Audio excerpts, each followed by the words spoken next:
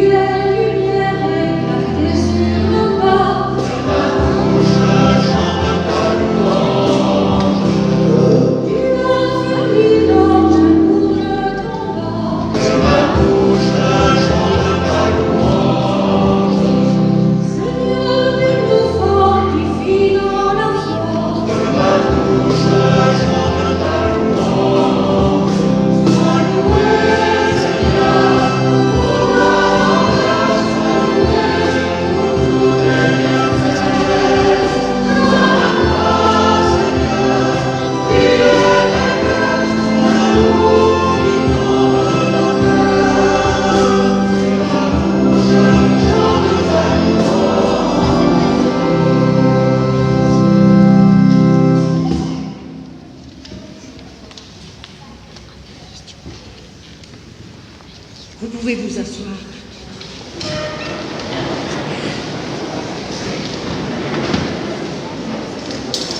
Je me permets de vous faire un petit mot comme ça. Voilà. Monsieur le vicaire épiscopal, Monsieur l'abbé, chers enfants, parents, parrains et marraines, et vous tous ici présents, merci d'être là. C'est avec beaucoup de joie que nous allons accompagner les enfants qui vont recevoir le sacrement de confirmation. Comme vous le savez, ce sacrement est le troisième de ce qu'on appelle l'initiation chrétienne, c'est-à-dire le baptême, l'Eucharistie, donc la communion, et enfin la confirmation. Pour tous les mois que nous venons de vivre, pour tous, ils ont été difficiles et pénibles. Non seulement par des obligations à respecter, mais surtout de ne pouvoir se rencontrer comme tous nous l'aurions souhaité. Nos rencontres de catéchèse ne furent pas nombreuses, mais néanmoins riches en partage. N'est-ce pas ça le but de la rencontre? Les buts de la rencontre sont aussi de pouvoir parler de Jésus, de le reconnaître dans nos vies et surtout de nous découvrir aussi les uns les autres. Aujourd'hui, durant cette cérémonie, les enfants vont les vœux que vous, parents, avez faits pour eux lors de leur baptême. Aujourd'hui, comme ce jour-là, ils seront accompagnés d'un parrain et d'une marraine, témoins de leur engagement de foi. Le rôle du parrain et la marraine n'est pas seulement d'être témoin, mais surtout, comme pour le baptême, aider les enfants à grandir dans la foi. La vie chrétienne est un long cheminement de promesses, de joie, et pour cela, il faut garder le contact avec Dieu. Pour ça, on peut chaque dimanche le rencontrer lors de la messe dominicale. On peut le rencontrer dans la prière, dans le partage évangélique. Voilà un petit mot qui complète un peu la catéchèse. Alors ce matin, je vais m'adresser aux enfants. Les enfants, les prières de vos familles aujourd'hui et celles de toute la communauté chrétienne vont vers le Seigneur pour lui demander de prendre soin de vous en guidant vos choix de vie et en demeurant votre guide. Voilà. Maintenant, je voudrais vous faire une petite annonce également. Comme vous avez pu le remarquer, au milieu de l'église, il y a une caméra. Donc, la cérémonie sera filmée. Et si vous le souhaitez, vous pourrez obtenir une clé USB avec la cérémonie.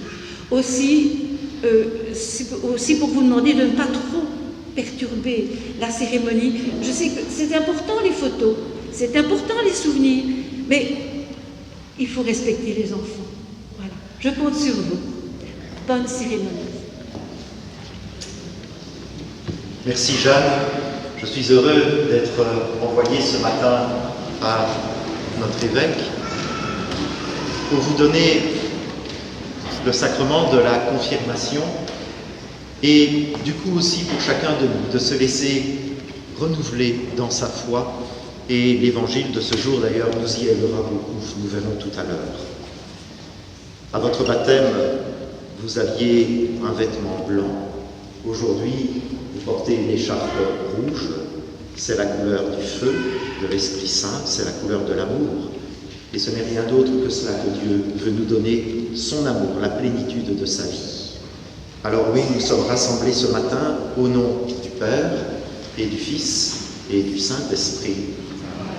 La grâce de Jésus notre Seigneur, l'amour de Dieu le Père et la communion de l'Esprit Saint soient toujours avec vous. Et avec votre esprit. Nous allons demander au Seigneur de bénir l'eau qui est là, devant l'autel, pour que nous en soyons aspergés en rappel, en reviviscence de notre propre baptême.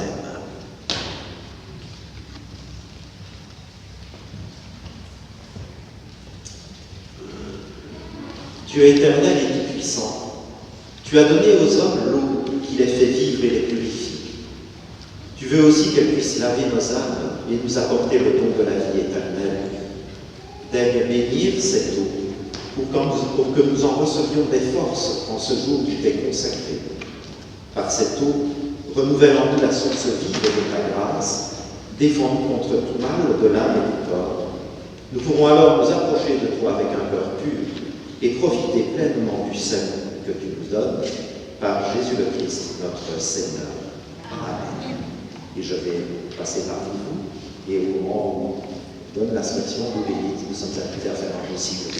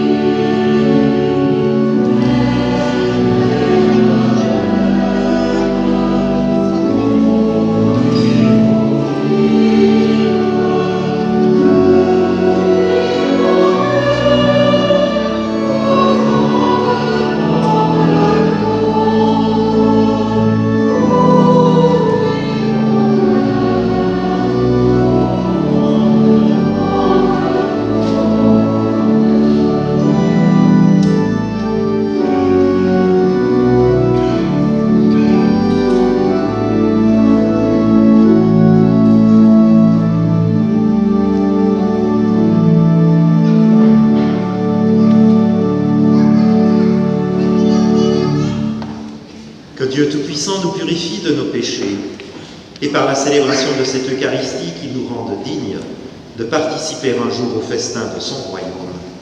Amen. Chantons la gloire de Dieu.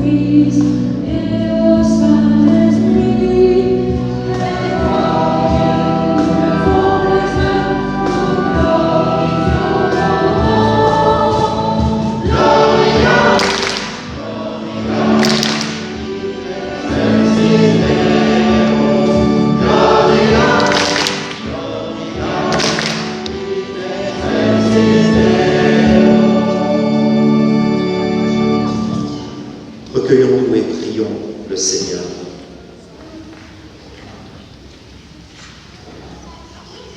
Dieu Tout-Puissant, répands sur nous ton Esprit Saint, et plus particulièrement sur les jeunes qui vont recevoir le sacrement de confirmation au cours de cette Eucharistie.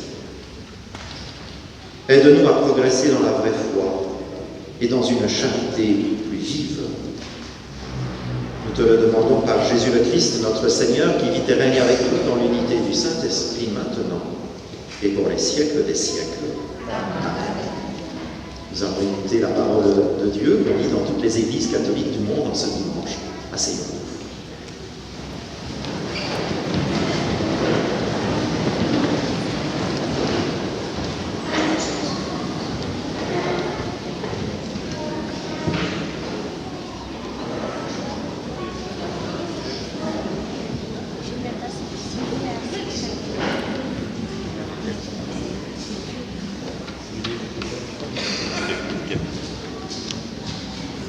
Lecture du livre du prophète Jérémie. Ainsi parle le Seigneur. Poussez des cris de joie pour Jacob, acclamez la première des nations. Faites résonner vos louanges et criez tous. Seigneur, sauve ton peuple, le reste d'Israël. Voici que je les fais revenir du pays du Nord, que je les rassemble des confins de la terre. Parmi eux, tous ensemble, l'aveugle et le boiteux, la femme enceinte et la jeune accouchée. C'est une grande assemblée qui revient. Ils avancent dans les pleurs et les supplications. Je les mène, je les conduis vers les cours d'eau, par un droit chemin où ils ne trébucheront pas. Car je suis un père pour Israël. Ephraïm est mon fils aîné. Parole du Seigneur.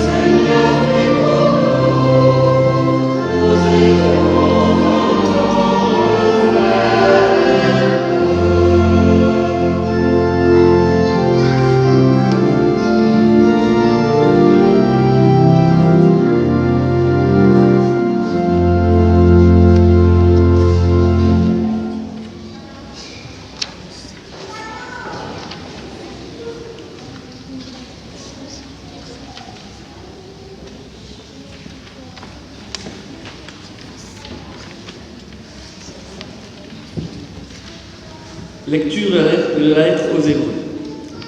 Tout grand prêtre est parmi les hommes. Il est établi pour intervenir en faveur des hommes dans leur relation avec Dieu. Il doit offrir des dons et des sacrifices pour les péchés. Il est capable de compréhension envers ceux qui commettent des fautes par ignorance ou par égarement, car il est lui aussi rempli de faiblesse. Et à cause de cette faiblesse, il doit offrir des sacrifices pour ses propres péchés comme pour ceux du peuple. On ne s'attribue pas cet honneur à soi-même, on est appelé par Dieu comme Aaron. Il en est bien ainsi pour le Christ qui ne s'est pas donné lui-même la gloire de devenir grand prêtre. Il l'a reçu de Dieu qui lui a dit « Tu es mon fils, moi, aujourd'hui je t'ai engendré ». Car il lui dit aussi dans un autre psaume « Tu es prêtre de l'ordre de Melchisédek pour l'éternité ». Parole du Seigneur.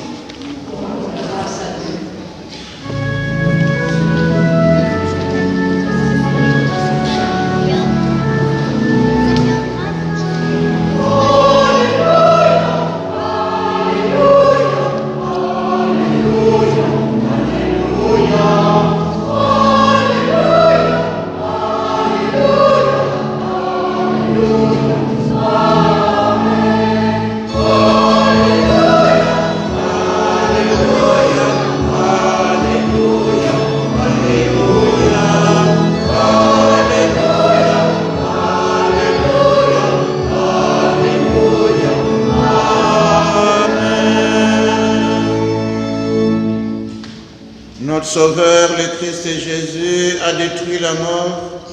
Il a fait resplendir la vie par l'Évangile.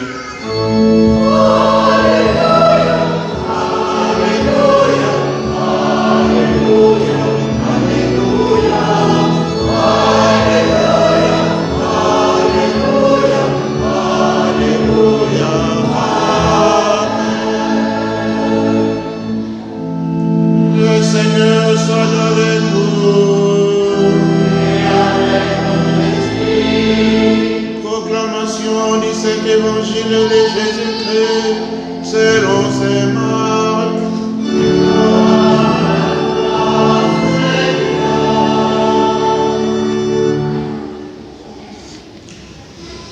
En ce temps-là, tandis que Jésus sortait de Jéricho avec ses disciples et une foule nombreuse, le fils de Timée, Bar-Timée, un aveugle qui mendiait, était assis au bord du chemin. Quand il entendit que c'est Jésus de Nazareth, il se mit à crier, « Fils de David, Jésus, prends pitié de moi. » Beaucoup de gens les rabrouaient pour les faire taire, mais il criait de plus belle, « Fils de David, prends pitié de moi. »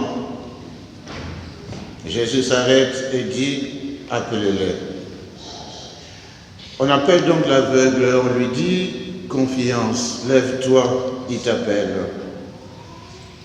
L'aveugle jeta son manteau, bondit et courut vers Jésus. Prenant la parole, Jésus lui dit, « Que veux-tu que je fasse pour toi ?» L'aveugle lui dit, « Rabboni, que je retrouve la vue. » Et Jésus lui dit, « Va, ta foi t'a sauvé. » Aussitôt, l'homme retrouva la vue et il suivait Jésus sur le chemin. Acclamons la parole de Dieu. Louange à toi,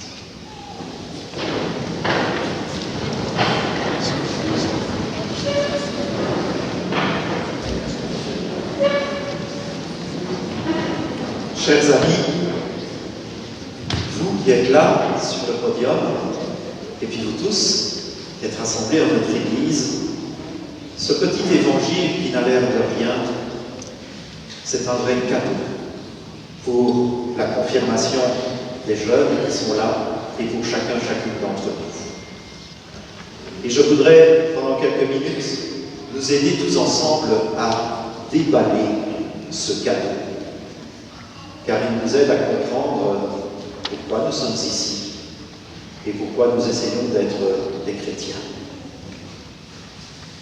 La première chose qui est super belle et importante dans l'Évangile, c'est qu'il s'agit d'une rencontre, d'une vraie rencontre entre Jésus et un homme qui s'appelle Bartimée.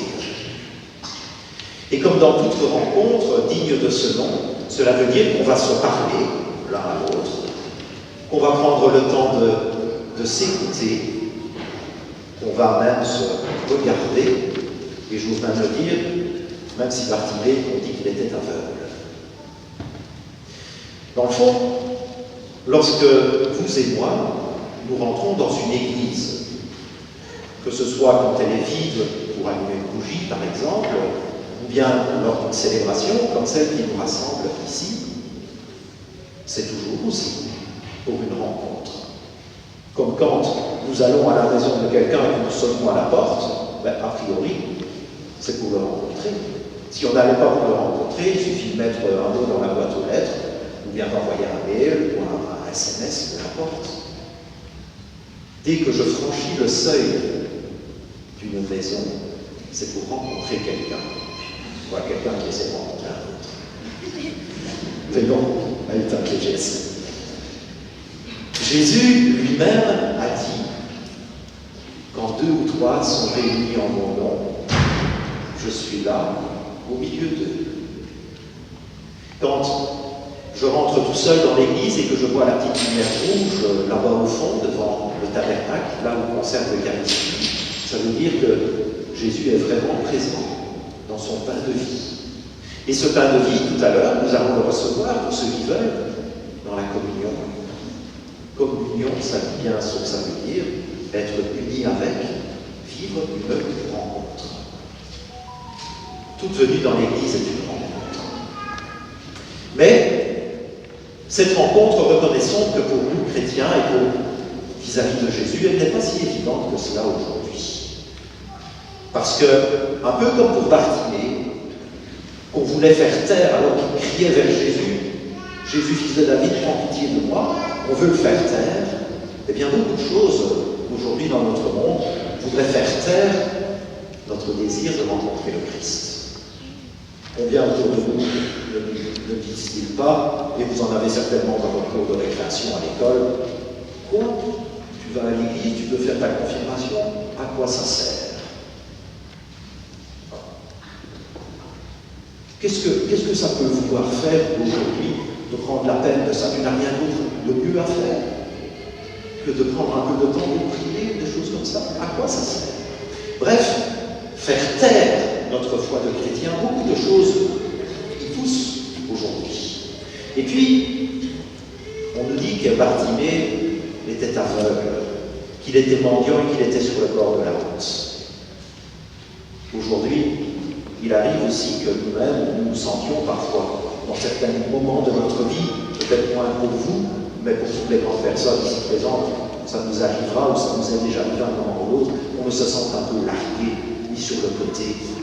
Ou bien, on se trouve comme dans l'obscurité. On voyait clair comme Bartimée, on dit qu'il retrouve la vue, ça veut dire qu'il n'est pas aveugle de naissance. Il fut une époque de sa vie où tout allait bien, puis on ne sait pas pourquoi il est devenu aveugle. C'est parfois un peu comme nous aussi, ça. Dans le chemin de nos vies, il y a parfois des circonstances qui font que, oh oui, j'avais la foi, mais on dirait que ça s'est effacé, je l'ai perdu. Ou bien, je me sens complètement largué. Les autres continuent leur route et moi j'ai l'impression de faire du surplace et même parfois d'être oublié. Ça aussi, c'est une épreuve. Eh bien, Jésus va combattre ces forces de résistance, ces gens qui essaient que Bartimée n'ait rien à dire, on veut le faire taire. Eh bien, Jésus va dire appelez-le. Et c'est la deuxième chose qui est très belle. C'est que, malgré qu'il soit sur le bord du chemin, malgré qu'on essaie de le faire taire, Jésus a perçu qu'il y avait là Bartimée qui appelait, qui criait. Et Jésus s'arrête, nous dit le texte de l'Évangile. Il s'arrête et il dit appelez-le. Dans le fond, l'œuvre de toute façon ici. Et quand il est passé dehors, on fait une belle balade à pied ou à vélo avec le soleil qui fait. Nous aussi, nous avons décidé de nous arrêter pendant une bonne heure. Et tout à l'heure, au nom de Jésus, je vais vous appeler. Ce n'est pas moi, Jean-Pierre Lorette, qui vous appelle, mais à travers moi, c'est le Seigneur Jésus lui-même qui va vous appeler. En disant votre prénom, celui que le prêtre aussi a prononcé de la part de Dieu le jour où vous avez été baptisé. Parce que pour Dieu, nous ne sommes pas un numéro dans un registre. Nous ne sommes pas une fourmi parmi 7 milliards d'êtres humains. Nous sommes quelqu'un d'unique. Nous avons du prix et de la valeur quand on a ses yeux. Appelez-le. Alors tout à l'heure, quand j'appellerai votre nom, que ce ne soit pas comme à l'école quand on prend les présences, vous répondrez me voici. C'est superbe ça. C'est la plus belle réponse que dans la Bible on trouve lorsque Dieu appelle quelqu'un. Il répond en disant me voici. Dans l'Évangile, on nous dit que Bartimée a bondi vers Jésus. Je ne vous demande pas de bondir, mais en vous levant, de répondre me voici, avec le fond de votre cœur, pour justement vivre une vraie rencontre.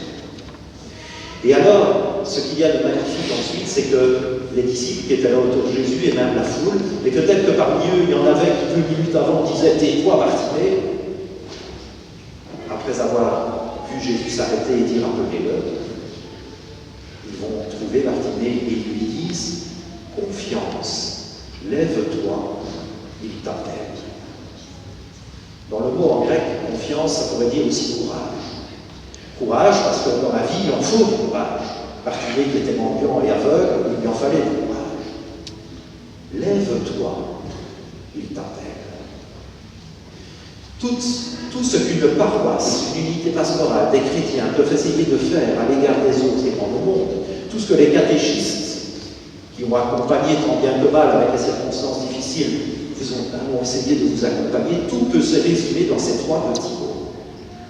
Confiance, courage, lève-toi, Jésus t'appelle.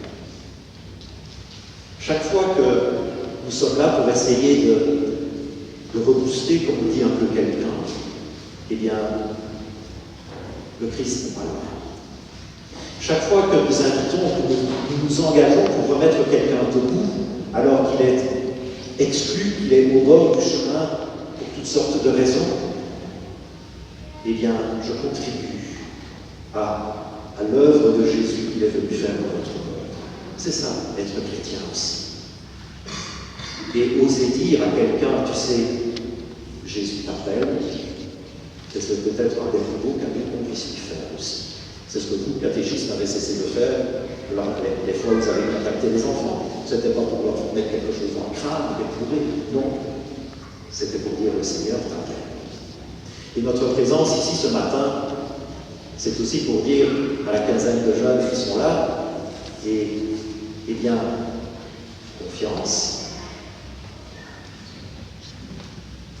lève-toi, sois quelqu'un de debout, continue à marcher dans la vie.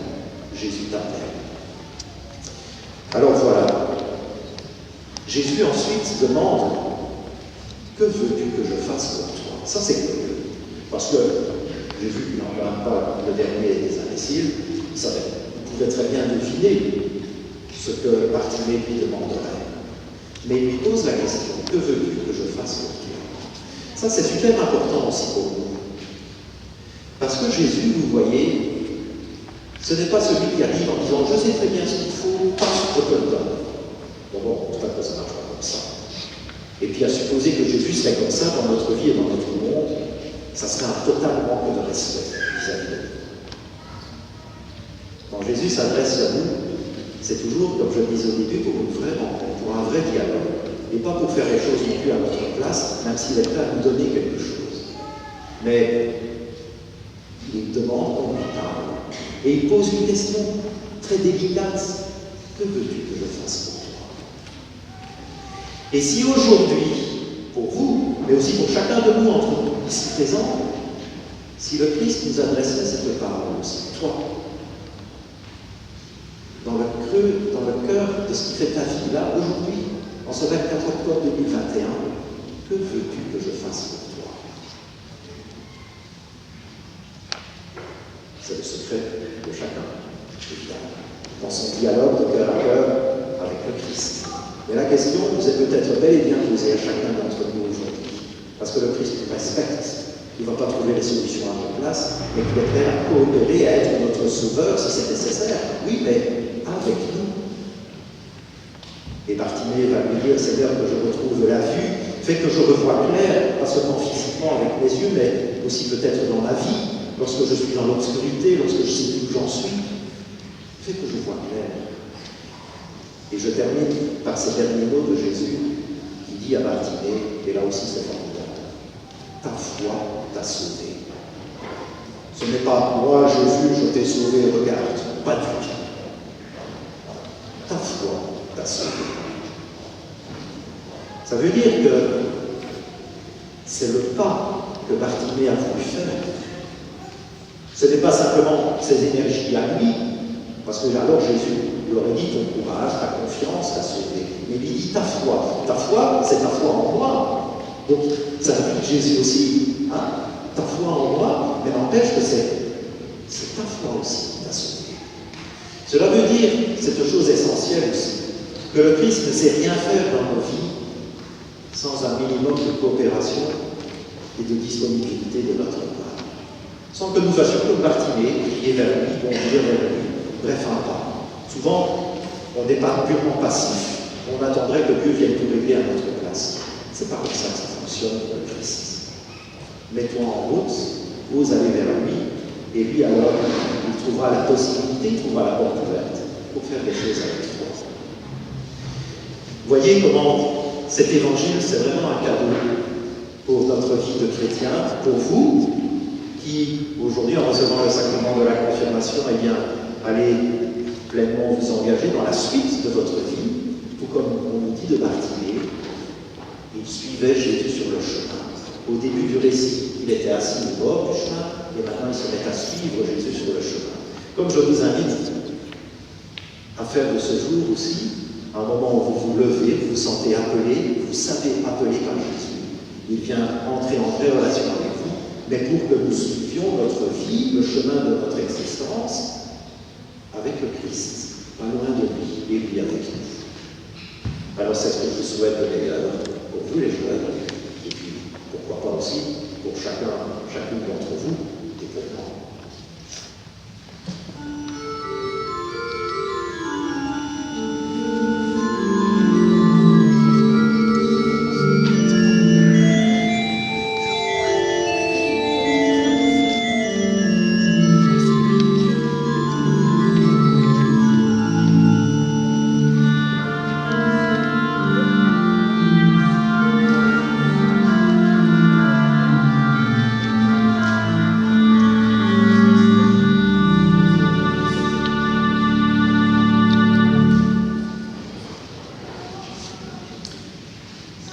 Comme dans l'évangile que nous venons d'entendre, comme je viens d'essayer de déballer ce cadeau, et bien maintenant, je vais appeler chacun d'entre vous, ceux qui seront confirmés.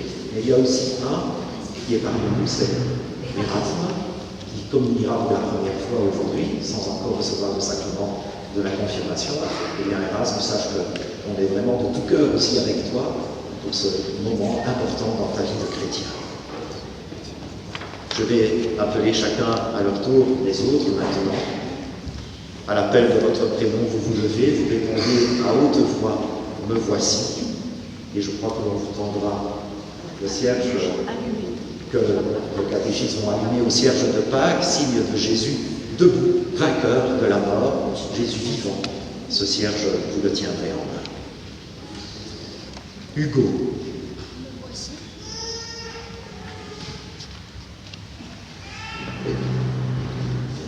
Que fait-il maintenant? Oui.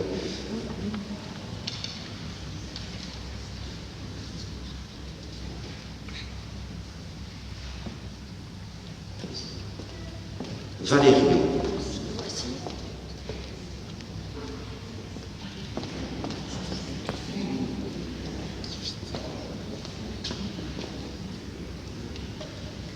Léana.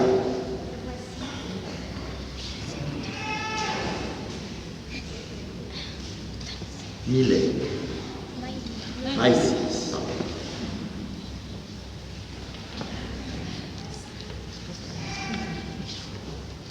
Élise. Le voici.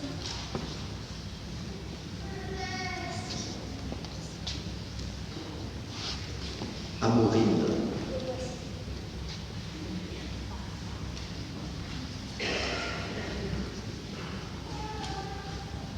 Anaël.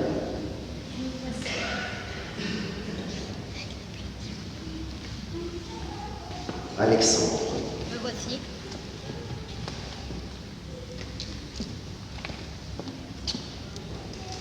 Nelson.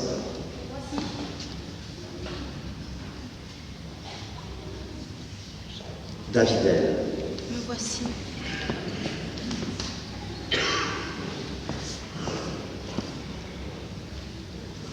Gaetano. Me voici.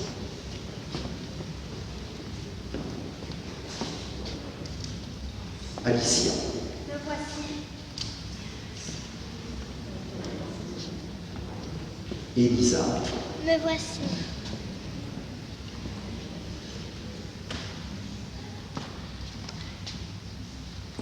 Et Tessa.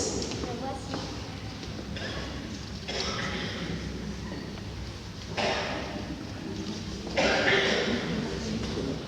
J'ai oublié Nicolas. Nicolas, excuse-moi. Voilà.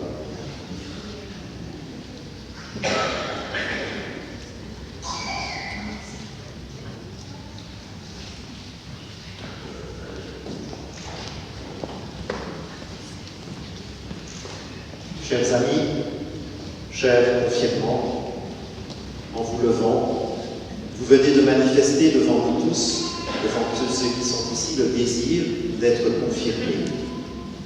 Cette démarche est déjà inspirée par votre foi, comme Bartimée qui appelait Jésus. Devant celles et ceux qui sont ici, je vous demande maintenant de me répondre en reprenant l'engagement que d'autres ont pris pour vous au jour de votre baptême. Et d'abord, en renouvelant votre engagement à lutter contre le mal. À la première question, je vous inviterai à répondre oui, nous le voulons. Pour suivre Jésus et vivre selon l'Évangile, voulez-vous lutter contre le mal et contre tout ce qui conduit au péché? Oui, nous le voulons. Reconnaissons maintenant Dieu en nous disant que nous croyons en lui. Je vous inviterai à répondre à chaque fois oui, nous croyons. Croyez-vous en Dieu, le Père qui nous aime et nous appelle? Oui, nous croyons. Croyez-vous en Jésus-Christ vivant aujourd'hui, qui est avec nous et nous conduit vers le Père? Oui, nous croyons. Croyez-vous en l'Esprit Saint qui anime et rassemble l'Église de Dieu? Oui, nous croyons. Croyez-vous à la Sainte Église catholique, à la communion des saints, au pardon des péchés, à la résurrection de la chair, à la vie éternelle? Oui, nous croyons. Et vous, frères et sœurs, c'est à vous aussi que je m'adresse. Croyez-vous en Dieu qui est Père, Fils et Esprit Saint? Oui. Entrons maintenant dans un beau silence. Nous allons d'abord chanter, demander la venue de l'Esprit de Dieu, l'Esprit Saint, sur les jeunes que nous entourons de notre affection.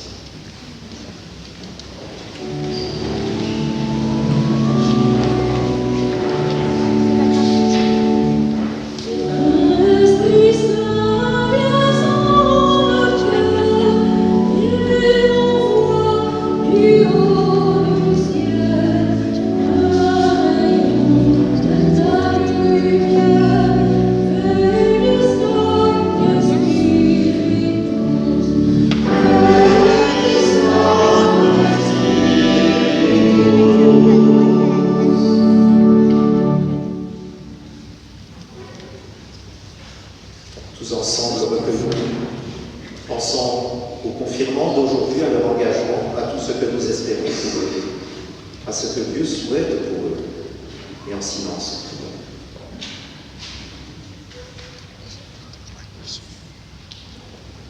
Que Dieu leur donne l'esprit de vérité. Il demeure en nous comme une lumière qui arrive. Que Dieu leur donne l'esprit de sainteté. Il nous fait vivre comme Jésus et avec lui. Que Dieu leur donne l'esprit d'amour. Il rassemble l'Église pour annoncer aux hommes la bonne nouvelle de Christ.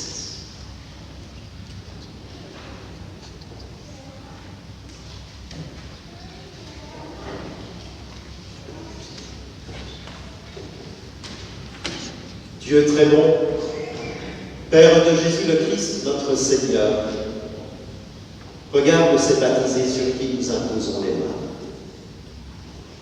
Par le baptême, tu les as libérés du péché, tu les as fait renaître de l'eau et de l'esprit. Comme tu l'as promis, répands maintenant sur eux ton Esprit Saint.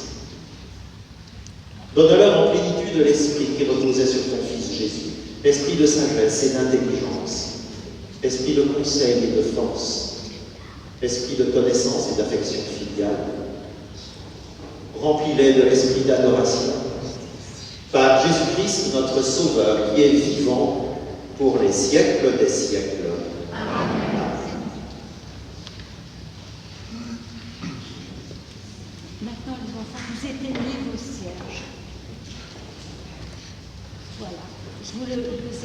Et puis, vous le posez sous la chaise. Parce que vous mettez le cierge sous la chaise. Sur la chaise, quand il est bien éteint.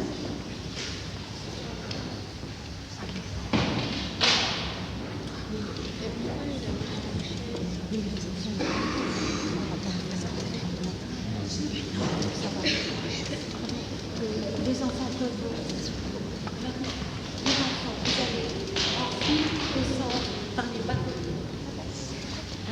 Un petit renseignement pour les parrains et marraines. Les enfants quittent l'hôtel et vont vous rejoindre au fond de l'église. À votre tour, vous les rejoignez en essayant que ce soit le plus harmonieux possible, s'il vous plaît, et de ne pas trop bousculer les enfants. Parce que le moment qu'ils vont vivre, c'est un moment important, c'est le moment où ils vont vraiment recevoir le sacrement des mains de Monseigneur, de l'abbé Lorette. Je vais ajouter quelque chose. Voilà. Merci de votre... Et nous continuons à garder un beau recueillement, un beau silence. Ces deux rites, l'imposition des mains et la consécration, forment les deux faces du sacrement de la confirmation.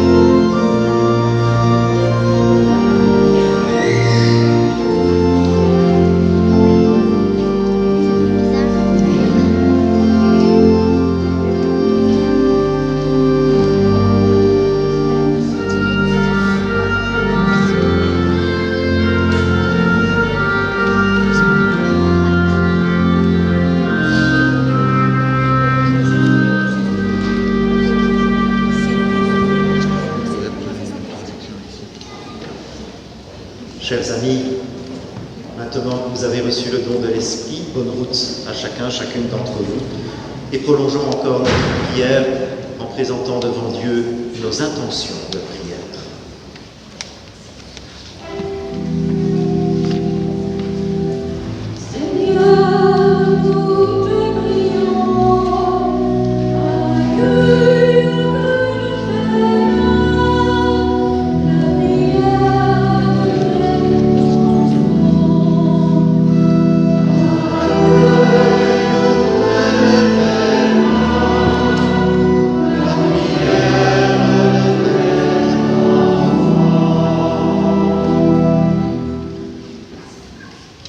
Seigneur, en ce jour où ces jeunes ont reçu le sacrement de confirmation, accorde-leur les dons de ton esprit, qu'ils soient leurs compagnons de route en leur vie, qu'ils remplissent leur cœur de ta joie et de ta paix, et qu'ils leur donnent la force de progresser sur le chemin de la foi.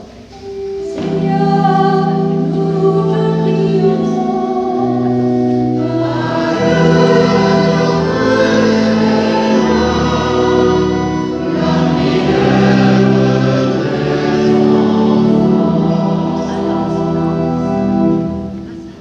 Seigneur, que ton esprit vienne auprès des petits, des faibles, des malades, des chômeurs, de tous ceux qui sont dans le désespoir. Qu'ils retrouvent l'espoir de vivre et leur dignité d'enfants de Dieu.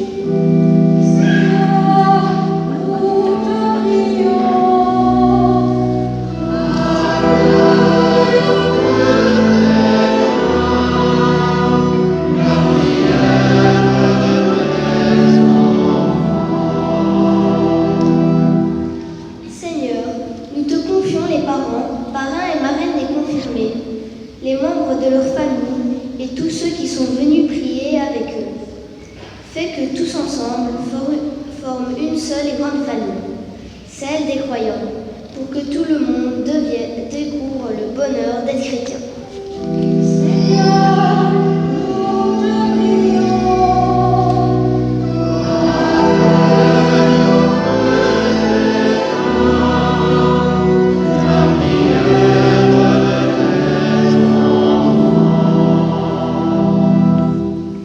nous te prions. Particulièrement les orphelins, ceux qui souffrent de la faim, ceux qui n'ont pas de possibilité d'aller à l'école, ceux qui n'ont pas de logis convenable, ceux qui sont malades sans pouvoir accéder à des soins de santé, que tous trouvent sur leur route des gens pour leur apporter soutien et réconfort. Seigneur, nous te prions.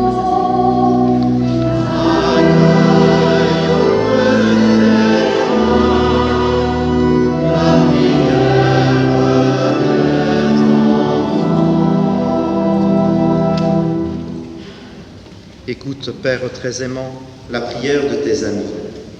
Tu nous demandes d'aimer comme tu nous aimes. Viens au secours de celles et ceux qui te prient. Alors nous pourrons vivre selon ton commandement par Jésus le Christ, notre Seigneur. Amen.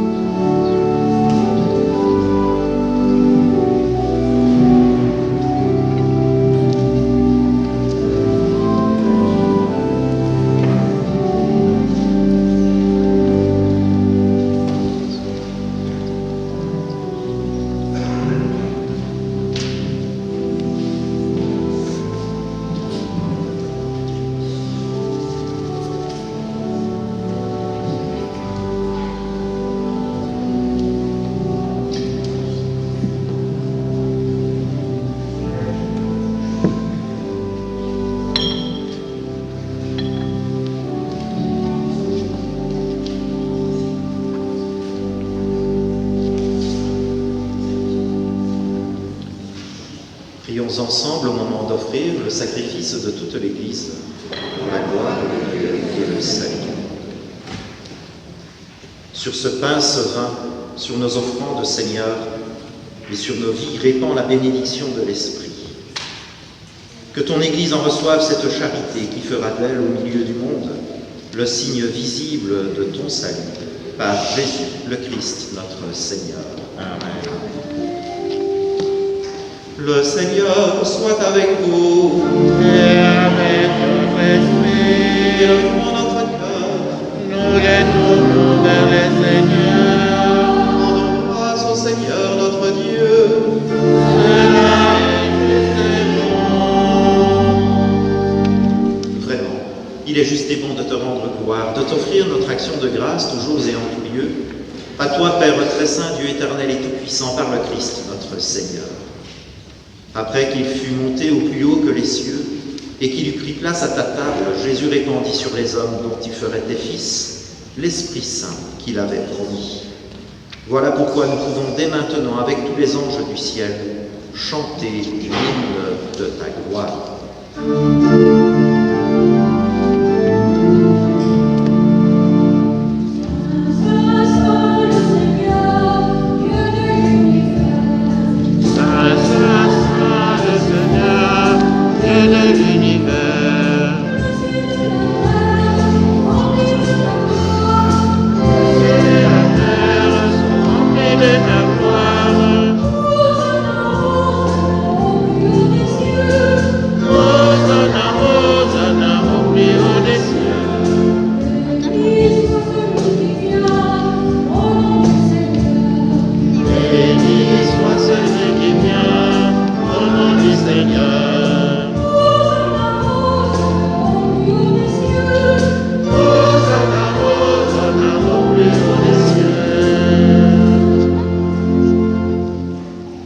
Toi qui es vraiment saint, toi qui es la source de toute sainteté, nous voici rassemblés devant toi.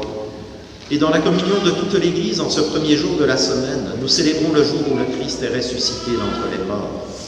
Par lui, que tu as élevé à ta droite, Dieu notre Père, nous te prions. Sanctifie ces offrandes en répandant sur elles ton esprit, qu'elles deviennent pour nous le corps et le sang de Jésus le Christ, notre Seigneur. Au moment d'être livré et d'entrer librement dans sa passion, Jésus prit le pain, il rendit grâce, il le rompit et le donna à ses disciples en disant « Prenez et mangez-en tous, ceci est mon corps livré pour vous. »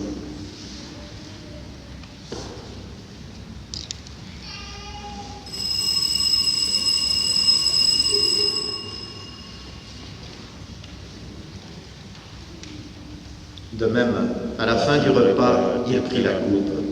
De nouveau, il rendit grâce et la donna à ses disciples en disant « Prenez et buvez-en tous, car ceci est la coupe de mon sang, le sang de l'alliance nouvelle et éternelle, qui sera versé pour vous et pour la multitude en rémission des péchés.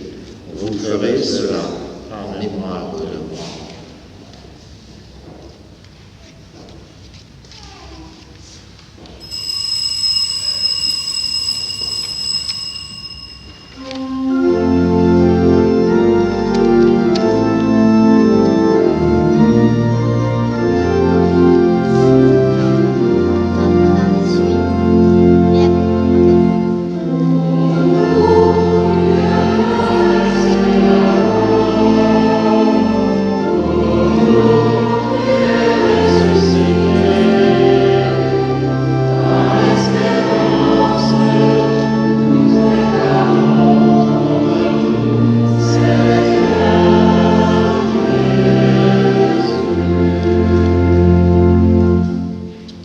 Faisant ici mémoire de la mort et de la résurrection de ton Fils, nous t'offrons, Seigneur, le pain de la vie et la coupe du salut. Et nous te rendons grâce, car tu nous as choisis pour servir en ta présence. Humblement, nous te demandons qu'en ayant part au corps et au sang du Christ, nous soyons rassemblés par l'Esprit Saint en un seul corps.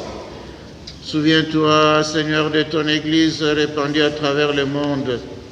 Fais-la grandir dans ta charité avec le pape François avec notre évêque Guy et tous ceux qui ont la charge de ton peuple. Souviens-toi aussi de nos frères qui se sont endormis dans l'espérance de la résurrection et de tous les hommes et femmes qui ont quitté cette vie. Reçois-les dans ta lumière auprès de toi. Sur nous tous, enfin, nous implorons ta bonté sur ton fils Erasme qui va goûter pour la première fois aux délices du pain vivant descendu du ciel, sur Hugo, Valéria, Léana, Maïley, Élise, Amorine, Anaël, Alexandre, Nelson, Davinel, Gaetano, Nicolas, Alicia, Elisa, Tessa et tous ceux que nous portons dans notre cœur, Seigneur, permets qu'avec la Vierge Marie, la bienheureuse Mère de Dieu, que nous invoquons dans cette Église sous le vocable de Notre-Dame de l'Assomption, avec les saints apôtres et les saints martyrs, tous les saints de tous les temps qui ont vécu dans ton amitié, nous ayons part à la vie éternelle, et que nous chantions ta louange par Jésus-Christ, ton Fils bien-aimé. Par lui, avec lui et en lui. À toi, Dieu le Père Tout-Puissant, dans l'unité du Saint-Esprit. Honneur et toute gloire pour les siècles des siècles.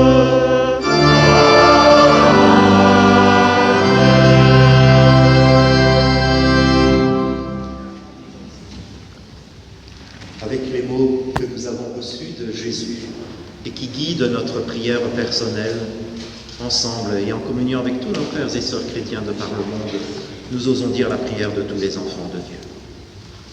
Notre Père, qui es aux cieux, que ton nom soit sanctifié, que ton règne vienne, que ta volonté soit faite sur la terre comme au ciel. Donne-nous aujourd'hui notre pain de ce jour. Pardonne-nous nos offenses, comme nous pardonnons aussi à ceux qui nous ont offensés.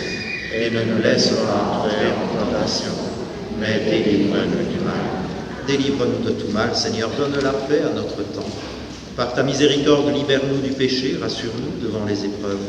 En cette vie où nous espérons le bonheur que tu promets et l'avènement de Jésus-Christ, notre Sauveur, car c'est à toi qu'appartiennent le règne, la puissance et la gloire, pour les siècles des siècles. Amen. Seigneur Jésus-Christ, tu as dit à tes apôtres, je vous laisse la paix, je vous donne ma paix. Ne regarde pas nos péchés, mais la foi de ton Église. Pour que ta volonté s'accomplisse, donne-lui toujours cette paix. Conduis-la vers l'unité parfaite, toi qui règnes pour les siècles des siècles. Amen. Que la paix du Seigneur soit toujours avec vous. Et avec votre esprit.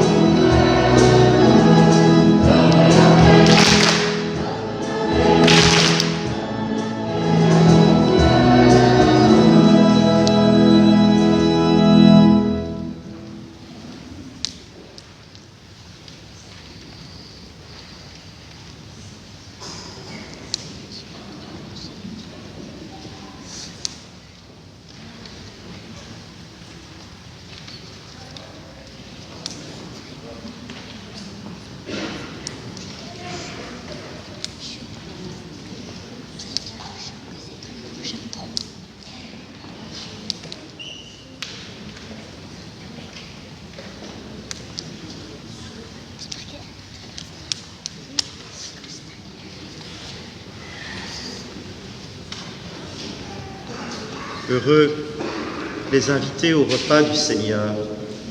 Le voici, Jésus, l'agneau de Dieu qui enlève le péché du monde. Seigneur, je ne suis pas digne de te recevoir, mais dis seulement une parole et je serai guéri.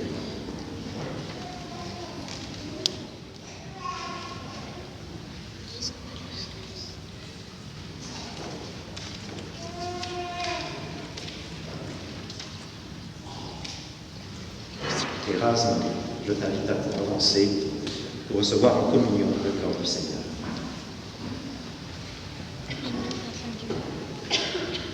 Reçois le corps du Christ.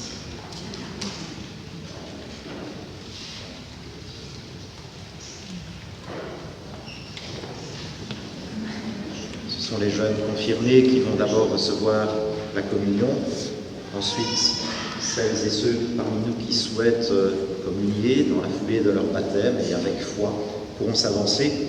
Toutefois, il faudrait une petite multiplication des pains et je n'ai pas encore connu la formule magique. Le sacristain a prévu un peu trop peu d'hosties et donc on va faire comme on peut, il faudra partager. Merci.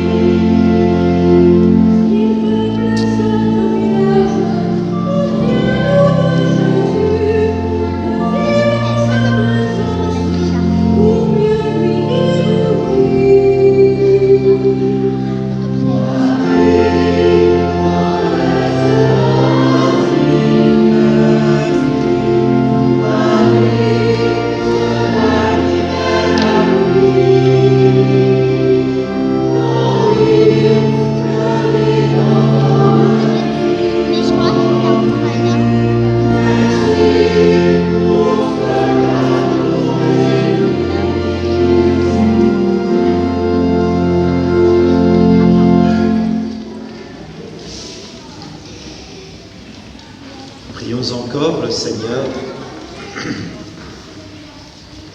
Seigneur, tu as envoyé ton Esprit Saint sur tes amis et tu les as fait communier au corps et au sang de ton Fils. Que ta grâce demeure en eux et leur donne la force dans les difficultés, qu'ils contribuent à la joie de toute l'Église en agissant selon ta charité, par Jésus, le Christ, notre Seigneur.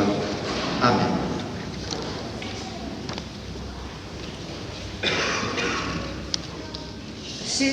Je suis très heureuse de pouvoir vous remercier. Vous avez été des parents attentifs, respectueux. Ce n'est pas tous les jours que l'on rencontre des personnes comme vous. Je tiens à vous dire merci. Comme je souhaite dire merci à l'abbé Lorette qui est venu d'un petit peu plus loin pour donner aux enfants le sacrement. Et je dois aussi remercier les enfants de leur sagesse, je ne sais pas, de leur gentillesse. En tout cas, je vous remercie, vous les parents, de leur éducation. Merci, je vous invite à vous applaudir, les uns les autres.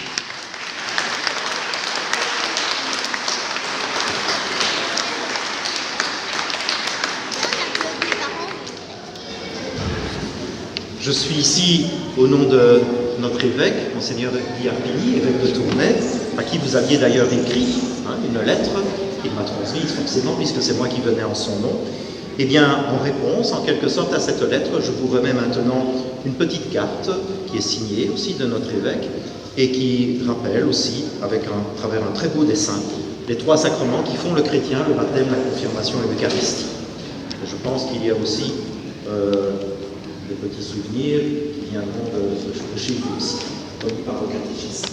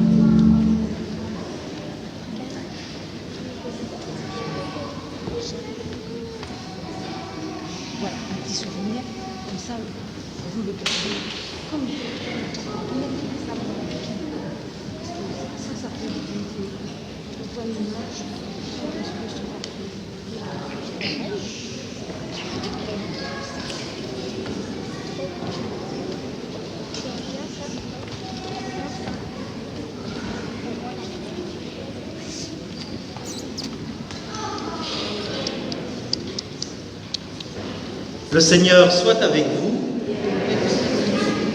En vous reprenant dans son Fils, Dieu vous a offert sa propre liberté, qu'il vous donne part à sa vie éternelle. Amen. Dans le baptême, vous êtes déjà ressuscités avec le Christ. Vivez maintenant en enfants du royaume. Amen. Et que Dieu Tout-Puissant vous bénisse, le Père, le Fils et le Saint-Esprit.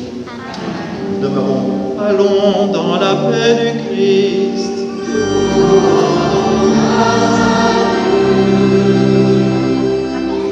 dimanche et bonne fête à chacun d'entre vous.